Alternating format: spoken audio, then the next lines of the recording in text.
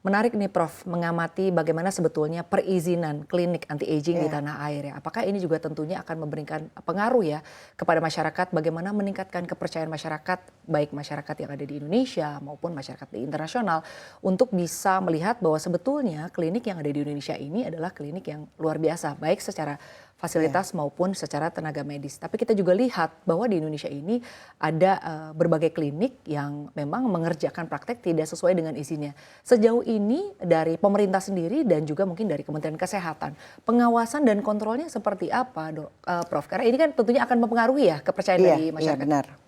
Ya, memang masalah kontrol itu adalah salah satu masalah yang cukup rumit sebenarnya. Tapi saya lihat pemerintahan sekarang sudah sangat jauh lebih baik ya. Baik Kemenkes, terus kemudian Dinas Kesehatan memang harus ditertibkan klinik-klinik yang tidak memiliki izin atau punya izin, misalnya klinik Pratama, tapi melakukan apa yang hanya boleh dilakukan oleh klinik utama. Klinik utama boleh bedah plastik. Tidak sesuai izin begitu? Ya, klinik Pratama tidak boleh. Tapi kejadian yang ada sering, dia tidak boleh melakukan bedah plastik, dia melakukan. Padahal peralatannya, dokternya tidak mumpuni. Nah itu yang saya rasa perlu ditertibkan. Itu masih menjadi masalah, tapi tidak banyak, tidak sebanyak dulu. Sekarang cukup bagus. Baik, terima kasih Prof. Kembali membahas mengenai klinik yang Prof dirikan begitu ya. Prof mendirikan Perfect Beauty Aesthetic and Anti-Aging Clinic pada tahun 99, artinya ini sudah 25 tahun berdiri ya Prof ya. Bagaimana Prof melihat transformasi dari usaha atau klinik yang Prof jalani, lalu juga sebetulnya kalau berbicara mengenai kesadaran untuk melakukan perawatan atau treatment anti-aging nih Prof, di tanah air seperti apa sih Prof? Iya, cerita sedikit ya. Boleh, jadi Prof. awalnya Prof itu jadi dokter umum kan pertama. Terus tiba-tiba papa saya stroke dan di situ saya lihat ibu saya menangis.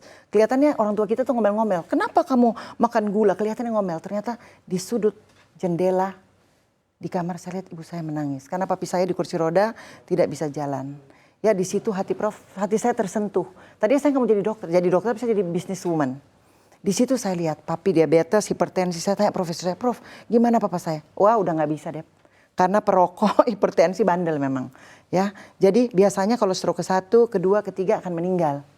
Itu hati saya hancur. Padahal itu tidak salah, dikatakan itu prognosisnya. Jadi saya langsung tinggalkan bisnis, kasih ke adik. Prof akhirnya sekolah ke Paris, kemudian ke Jerman ambil master di Dresden International University, ambil PhD di Saint Petersburg, Rusia, profesornya di Barcelona. Di situ saya belajar, oh ternyata gak bisa cuma turunkan gula aja, obat gula, turun gula, hipertensi. Gak bisa, kita harus perbaiki selnya. Akar masalah. Di situ diperbaiki. Akhirnya si papi, hormon dikasih, stem cell dikasih. Akhirnya jadi keren banget. Nah mungkin di situ dia lihat cermin. Loh ini kayak bapak saya. Akhirnya didirikanlah Perfect Beauty. Supaya cakep. Mulai dibotox. Jadi hire beberapa dokter, botox, kecantikan. Nah itu berkembang, bertransformasi. Jadi estetik anti-aging klinik, tiba-tiba datang pasien yang kemudian bermasalah lagi dengan selnya. Itu kan dari mulut ke mulut. Man vitality yang paling banyak sebenarnya, 50%. Jadi bertransformasi dari sana, urus man vitality, kemudian wah ternyata udah bagus tapi energi kurang. Otak mulai pikun, ada turunan stroke, ada penyakit genetik. Akhirnya masuklah ke stem cell dan mendirikan laboratorium. Waktu itu membeli gedung, hadiah terakhir suami Vinsky Tower 10 lantai, alhamdulillah. Disitulah kemudian tadinya disewakan, akhirnya sudah nggak ada, sudah penuh sekarang, sudah mesti ekspansi kayaknya. Alhamdulillah. Jadi lihat dari sini saja dengan pasien-pasien yang juga sudah mulai banyak dari luar negeri, berarti perkembangan anti-aging di Indonesia, terutama sel punca sudah cukup menjanjikan. Dan itu harus disambut oleh market dengan baik dan pemerintah mohon untuk mensupport. Karena di Asia nggak ada yang seperti kita. Baik, Indonesia. Artinya wisata medis di tanah air ini cukup menjanjikan begitu ya Prof? Mulai berkembang, sangat menjanjikan. Karena orang lain naksir kita, marketnya besar sekali. Kenapa nggak kita manfaatkan sendiri dan di luar dari itu sebagai dokter tentu kita bisa bermanfaat bagi masyarakat. Yang sakit, yang stroke, diabetes. Kita nggak mau usia panjang, usia tua tapi lumpuh. Baik. Berkerut-kerut, nggak mau. Baik, Prof membahas mengenai anti-aging. Rupanya ini bukan hanya mungkin nampak dari luar ya, tampak fresh, tampak artinya terawat begitu dok, tapi juga ini mungkin kepada regenerasi sel. Betul. Membahas mengenai regenerasi sel juga ini biasanya berkait dengan treatment yang mungkin saat ini sedang dikenal stem cell ya dok ya. Betul. Boleh diceritakan dok, stem cell ini apa sih dok gitu. Lalu juga perawatannya seperti apa, Iya. lama perawatannya seperti apa, dan biasanya stem cell ini dibutuhkan oleh artinya pasien-pasien seperti apa? Iya. Silakan dok. Kita Prof. mulai dengan definisi ya Mbak Sinta. Apa itu sel punca? Stem cell. Stem cell adalah sel punca yang bisa berubah menjadi sel apa saja di dalam tubuh kita dan juga bisa memperbanyak diri. Jadi punya fungsi dua, diferensiasi dan pabrik. Itu kelebihannya. Siapa yang bikin sel punca awalnya? Allah yang bikin. Dari sel telur ketemu sperma, coba apa bentuknya? Bisa jadi manusia cantik seperti ini, ada hidungnya bagus, ada paru-parunya lengkap sekali.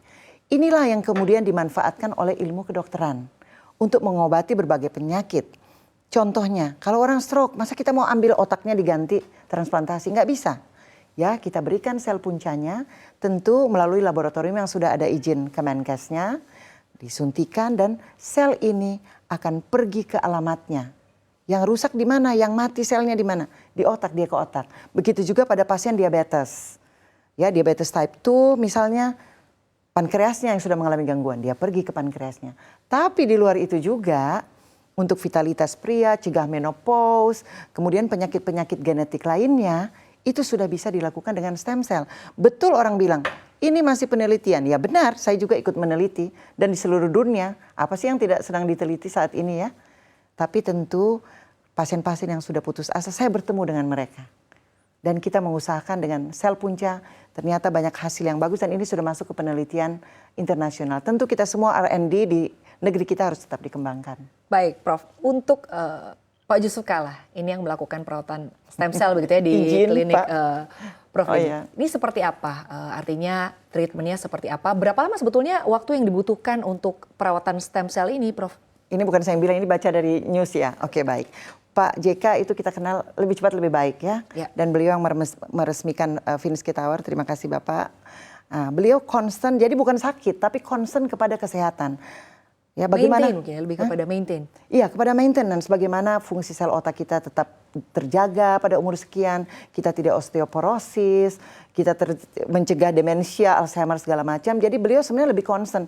Dan sebagai penasehat anti-aging dunia, World Council of Anti-Aging Medicine, beliau salah satu penasehat di samping Presiden Tatarstan, Rustam Menikano, mantan Presiden Filipina dan lain-lain. Itu Pak JK termasuk adalah sosok advisor yang luar biasa aktif ya. Jadi kongres di dunia pun beliau itu kalau nggak sempat datang pasti kasih Zoom, kasih video Zoom.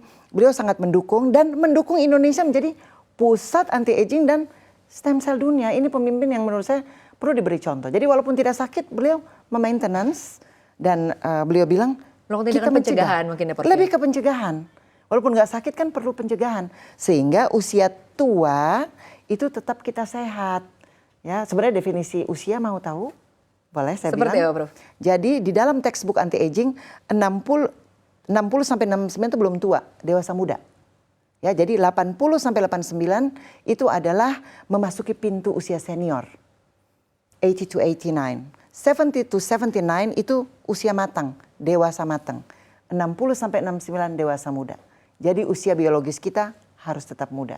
Supaya bisa berkarya ya. Prof, membahas mengenai stem cell. Sebetulnya stem cell ini bagi usia berapa, Prof? Artinya kan kalau tadi Prof menyampaikan bahwa perawatan stem cell ini adalah salah satu bentuk dari pencegahan gitu ya, agar selalu sehat. Sebaiknya dilakukan di usia berapa, Prof? Iya, tergantung dari kondisi kita masing-masing ya. Jadi stem cell atau terapi anti-aging itu memang agak berbeda dengan terapi lainnya. Di mana yang lain tuh kayak baju SML. Kalau anti-aging tuh tailor-made. Misalnya nanti Mbak Sinta datang kepada saya akan menilai keturunannya bagaimana, apakah ada orang tua yang sakit, genetikanya bagaimana. Jadi tergantung dari kondisi kita. Terbukti bahwa ada yang masih bayi datang ya. Seperti kita kasih contoh, halo, oke. Jadi Ananda Sulaiman, walaupun baru berapa tahun, tapi sudah diterapi dan ternyata hasilnya cukup bagus ya. Kemudian anak-anak autis, jadi tergantung pada kondisinya. Sebenarnya tidak ada batasan usia. Nanti kami akan menilai apakah ini boleh di stem cell atau tidak bersama tim. Baik, jadi ada pemeriksaan terlebih dahulu ya sebelum Iya. melakukan perawatan stem cell Tidak atau semudah itu anti-aging. ya. Tidak semudah itu ya, Prof. Walaupun ya. isi, caranya sih isi, apalagi yang sudah simpan tali pusat lebih gampang. Baik, Prof, melihat klinik yang sudah Prof dirikan ini kan sudah cukup lama begitu ya. Sebetulnya untuk marketnya sendiri, tadi kan Prof menyampaikan bahwa marketnya kalau di Indonesia memang marketnya cukup luas, cukup banyak, market gemuk lah begitu ya, Prof ya. Iya. Untuk klinik yang Prof dirikan ini, marketnya siapa saja sih, Dok? Artinya seperti apa selama ini dan apakah terus bertambah atau tantangan-tantangan apa saja yang Prof hadapi ya di beberapa waktu belakangan ini? Karena kalau kita lihat kan saat ini semakin banyak ya klinik-klinik iya. perawatan anti-aging begitu, Prof. Iya, saat ini terima kasih. Saat ini yang akan dibuka kurang lebih 40-an yang sudah meminta untuk membuka stem cell therapy by Prof Debbie. Termasuk Mas Roy Suryo juga mau buka di Yogyakarta. Jadi itu sedang kita inventarisasi. Tapi untuk Perfect Beauty Anti-Aging Clinic memang itu termasuk eksklusif. Sebenarnya bukan karena kalangan atas, tidak pernah memilih kalangan. Seorang dokter harus melayani siapapun. Tapi memang entah kenapa yang datang biasanya seperti itu. Ya, kami buka di sana, terus ada cabang di Grand Hyatt. Tidak banyak karena memang hanya untuk kalangan yang memang membutuhkan. Tapi saya sendiri tidak pernah membatasi. Kalangan mana ya seorang dokter untuk semua. Baik, melayani sebuah kalangan sesuai dengan kebutuhan ya, Prof ya, dan benar. juga keluhan.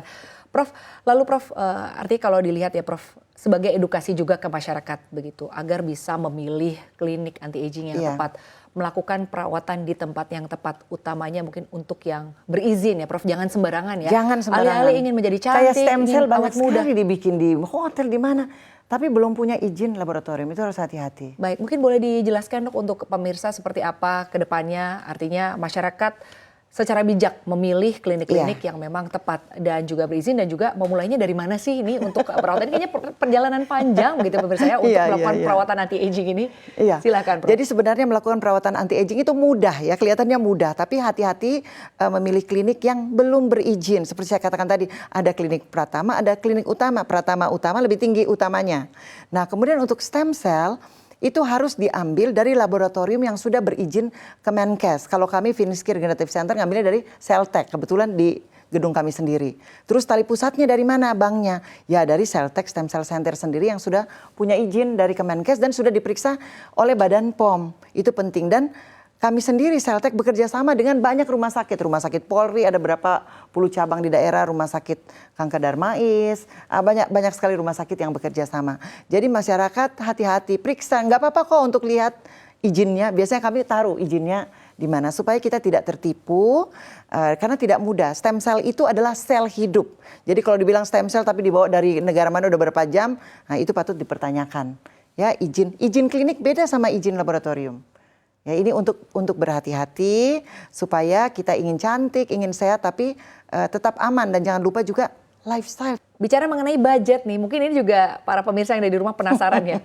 Budget untuk melakukan perawatan anti-aging atau mungkin to be specific stem cell itu dimulai dari berapa sih, Prof? Artinya budget yang perlu disediakan minimal berapa, Prof? Iya, saya dari waktu kesini sudah dilarang bicara uang sama tim finance biar mereka. Tapi sebenarnya budgetnya tidak mahal. Budget stem cell di negara kita sebenarnya cukup mumpuni ya. Jadi tidak terlalu mahal.